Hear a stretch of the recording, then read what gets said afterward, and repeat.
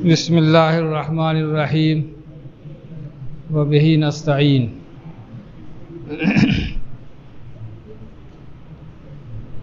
عزیز طلباء، 2 منٹ میں آپ سے مخاطب ہوں گا۔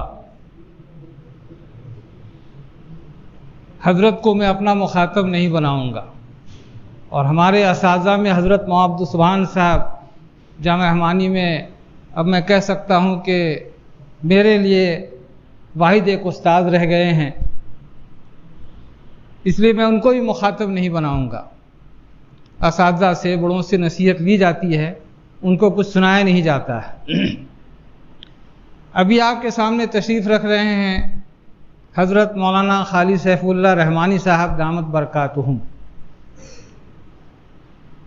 جامعہ رحمانی کے فارغین فضلاء میں ان کا ایک ممتاز مقام ہے۔ ہماری مدت بھی یہاں لمبی رہی ہے، اور انجمن ناظر الادب کے ماتحت جو پروگرام آپ حضرات چلاتے رہتے ہیں، تو اس پروگرام کے موقع پر جب کبھی کچھ بولنے کا موقع ملا تو میں نے جامعہ رحمانی کے فارغین کو بطور مثال پیش کرتے ہوئے خصوصیت کے ساتھ حضرت مولانا خالد سیف اللہ صاحب رحمانی دامت برکاتہم کا نام پیش کیا، اور طلباء کو یہ نصیحت کیا کہ ہندوستان میں چند بڑے علماء اہل علم ایسے ہیں جو جامعہ رحمانی کے فارغین میں ہیں، اور جامعہ رحمانی کے فارغین میں ان کا ایک ممتاز مقام ہے۔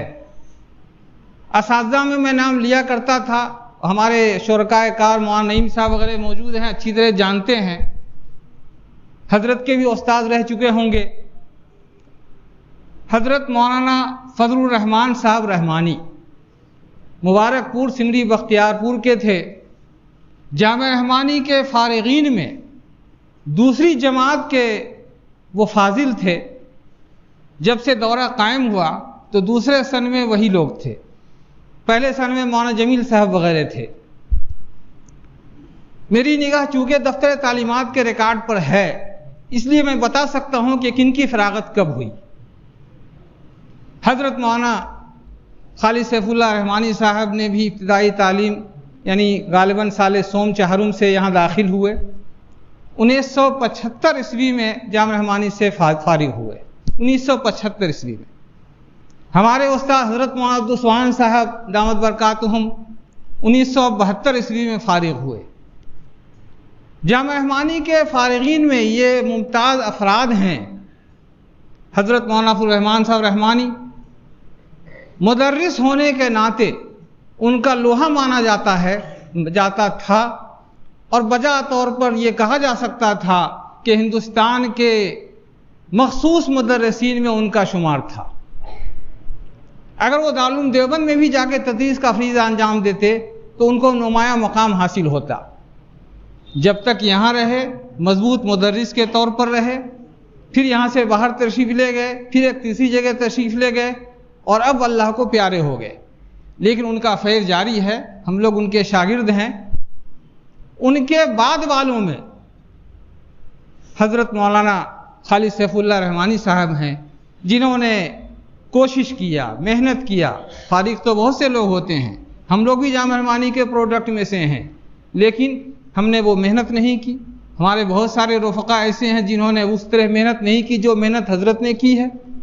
تو حضرت نے اپنی محنت سے جو مقام حاصل کیا ہے، حضرت کی ذات گرامی ہم سبوں کے لیے عبرت اور نصیحت۔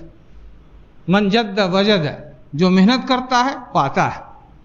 فارغین طلباء جو اس سال فارغ ہو رہے ہیں، جو بعد میں فارغ ہوں گے، نصیحت حاصل کریں، اور یہ سمجھیں کہ آپ کے اندر وہ صلاحیت ہے کہ آپ بہترین فقیہ بن سکتے ہیں، آپ بہترین محدث بن سکتے ہیں، آپ بہترین محدث بن سکتے ہیں، آپ بہترین ادیب بن سکتے ہیں۔ ساری صلاحیت آپ کے اندر مضمر ہے، پوشیدہ ہے۔ اس صلاحیت کو کام میں لانے کی ضرورت ہے۔ بڑوں کی ذات کو مثال کے طور پہ اس لیے پیش کیا جاتا ہے کہ تاکہ طلباء کے اندر جوش جذبہ پیدا ہو، امنگ پیدا ہو، اور ویسا ہی بڑا بننے کی کوشش کریں۔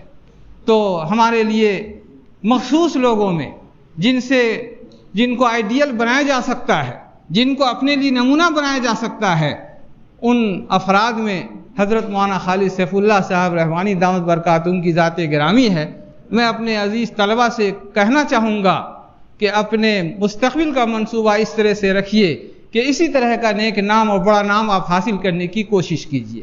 اللہ تعالی ہم سبوں کو، آپ سبوں کو اس کا موقع عنایت فرمائے۔